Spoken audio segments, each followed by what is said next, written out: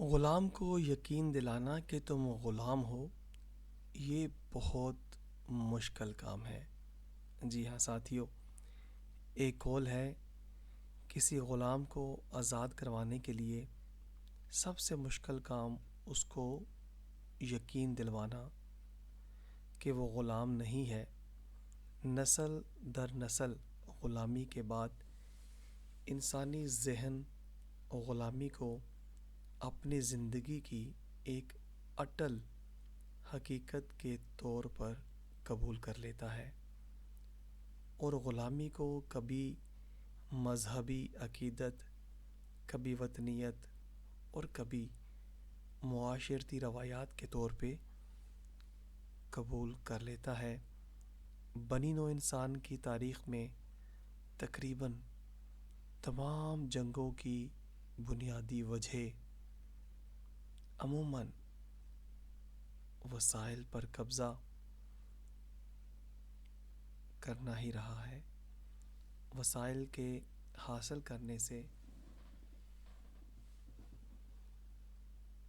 مراد زمین پر قبضہ کرنا، لوٹ مار کرنا اور لوگوں کو غلام بنانا رہا ہے۔ لوگوں کو غلام بنانا وسائل حاصل کرنے کا سب سے اہم ذریعہ رہا ہے۔ اگر لوگوں کو جسمانی یا ذہنی غلام بنا لیا جائے تو ان سے متعلقہ اور علاقے کے دوسرے وسائل خود بخود نہایت آسانی کے ساتھ حاصل ہو جاتے تھے، اور یقین کیجئے یہ سلسلہ آج بھی جاری و ساری ہے، جس کی مثال مذہبی عقیدت اور نو آبادیاتی دور کی غلامی کا عرصہ کہا جا سکتا ہے۔ جب کوئی قوم صدیوں تک بیرونی حملہ آوروں کی غلام رہے تو وہ قوم شعوری طور پر حملہ آوروں کی حاکمیت کو تسلیم کر لیتی ہے،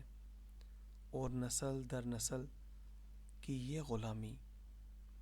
اس قوم میں، جی ہاں ساتھیو، نسل در نسل یہ غلامی کسی بھی قوم میں اس کی آزادی کی جد و جہد کرنے کی خواہش کو ختم کر دیتی ہے، اپنی محرومیوں، ناانصافیوں اور تکلیفوں کو اپنی زندگی کا نصیب سمجھ لیتی ہے اور مقابلے کی سکت کھو دیتی ہے۔ تاریخ میں آزادی کی جنگوں کا مقصد ایک حکمران کی غلامی سے دوسرے حکمران کی غلامی میں منتقلی سے روکنا رہا ہے۔ لوگوں کو غلام رکھنے کے لیے اس دور کے آقاؤں نے مذہب اور قومیت کو بطور ہتھیار استعمال کیا اور اپنے آپ کو عام لوگوں کے لیے نجات دہندہ کے طور پر پیش کیا۔ مذہبی عقیدت کو استعمال کرتے ہوئے اپنے آپ کو خلیفہ اور بادشاہ کہیں، چرچ کو نمائندے کے القابات سے دیے، آسمانی خدا کا نمائندہ بن کر نجات دہندہ اور بیرونی حملہ آوروں سے بچنے کے واحد ذریعے کے طور پہ پیش کیا۔ برِ صغیر پاک و ہند کے لوگ ہمیشہ سے بیرونی حملوں کے غلام رہے ہیں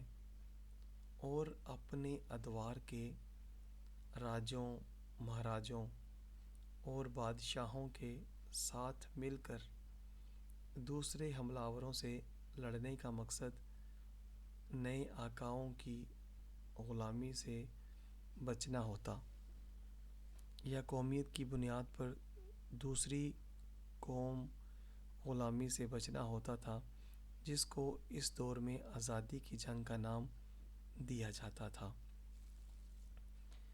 چونکہ لوگ پرانے حکمرانوں کے طرز حکمرانی اور غلامی کے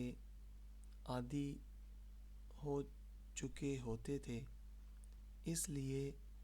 نئے حکمرانوں کو غاصب اور دشمن سمجھتے تھے اور پرانے حکمرانوں کو اپنا نجات دہندہ قرار دیتے تھے۔ جی ہاں ساتھیو، یہی ایک غلامی کی بہت بڑی کڑی تھی جو آج کے دن تک جاری و ساری ہے۔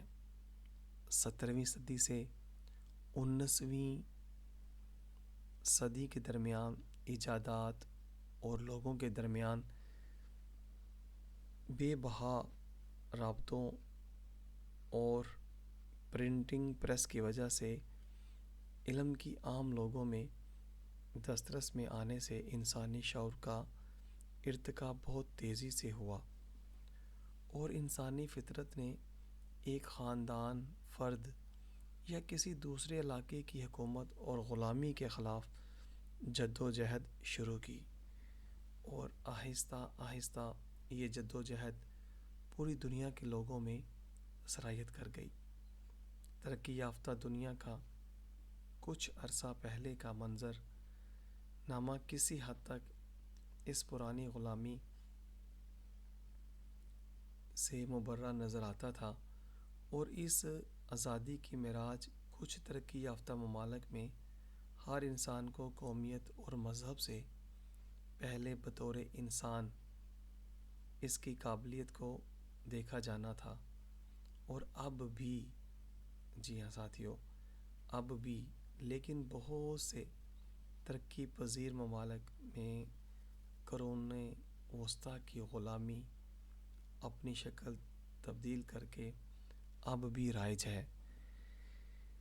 جہاں مذہب اور قومیت کو بنیاد بنا کر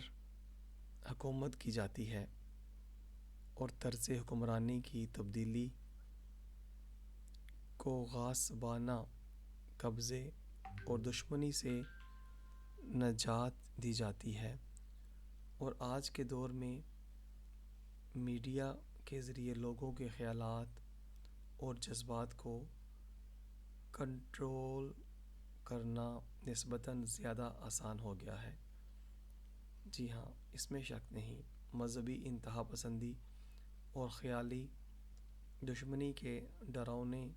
خوابوں کے ذریعے اپنی حکمرانی کا جواز مہیا کیا جاتا ہے، اسے دوام دیا جاتا ہے، اور بہت سے ترقی یافتہ ممالک میں سے غلامی سرمایہ دارانہ نظام کے ذریعے قائم ہے، جہاں انسان اس نظام کے بنائے ہوئے اصولوں پر زندگی گزارنے پر مجبور کرتی ہے۔ اور آج کا پاکستان، جی ہاں ساتھیو، آج ہم جہاں رہتے ہیں اسی جد و جہد میں اور میڈیا کا حصہ وار بنا ہوا ہے، جہاں کوئی لڑائی صرف اپنی یا اپنے خاندان یا اپنے اداروں کی حکمرانی کو قائم رکھنے کی ہے، اور اس کے لیے ہر کوئی مذہب، فرقہ پرستی، قومیت، علاقائی وجوہات کو استعمال کر رہا ہے، اور اپنی غلطیوں کو، کوتاہیوں کے پکڑے جانے کو اپنی مظلومیت کے پردے میں چھپانے کی کوشش کرتا ہے۔ جہاں ایک طرف چند خاندان، سیاسی پارٹیاں اور ادارے اپنی حکمرانی کو قائم رکھنے کے لیے مذہب، علاقائی تعصب اور قومیت کا بے دریغ استعمال کرتے ہیں، اور دوسری طرف عوام بیچارے تقسیم در تقسیم کے عمل سے گزرتے چلے جاتے ہیں، اور تحریکیں، تنظیمیں، جماعتیں آئے روز نئی سے نئی پھیلتی چلی جاتی ہیں، اور عوام کو کہیں احتساب اور کہیں ووٹ